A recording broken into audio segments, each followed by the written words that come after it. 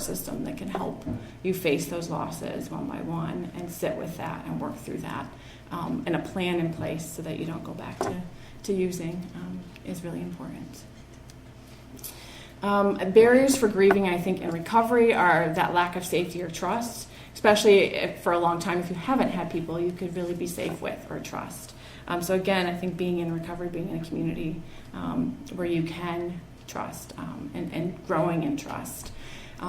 People like to say trust is earned. I think sometimes trust is a choice that is given, and you have to figure out who to give it to wisely. But it's sort of built up over time, too. And it means being also, on our end, someone who's trustworthy. So it's a two-way street, and it's difficult. Hopefully, as healthy relationships continue over time, all of us are going to let somebody down, even when we're healthy and doing really well.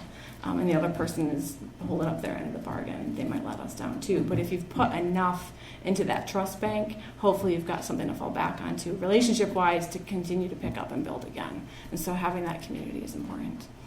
I think barriers are being these feelings unfreeze, and you've got all of them all at one time. I don't know if I'm angry or sad, or I don't even have words to put to the emotions that I'm experiencing right now.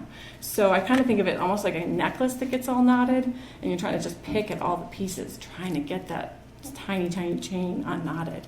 And it takes time, and it takes patience, and it takes work.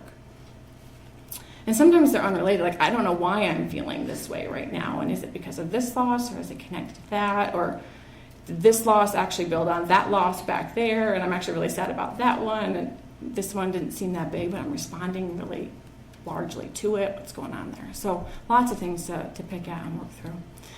And then I think the biggest barrier is a lack of social support. If we don't have a place where we can grieve with the community, then we're not going to be able to work through all of these things. A lack of healthy coping skills. So again, I think this is the thing about Warden's tasks. Part of it might be building coping skills. Might be building how do I healthily work through grief. And of course, all of these things could be complicated by the guilt, the shame, the stigma, the trauma, some of the choices we ourselves made that might have brought about some of these losses.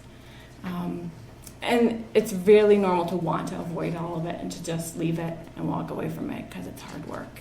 And that temptation is very much there. So again, having people who can call you back, who are going to seek you out, or everyone's committed to not letting that happen to each other is really important. I think grief work, like addiction recovery, it's a process, and it's not a linear process. It happens over time, and there could be relapses in our grief work. But in recovery, people acknowledge and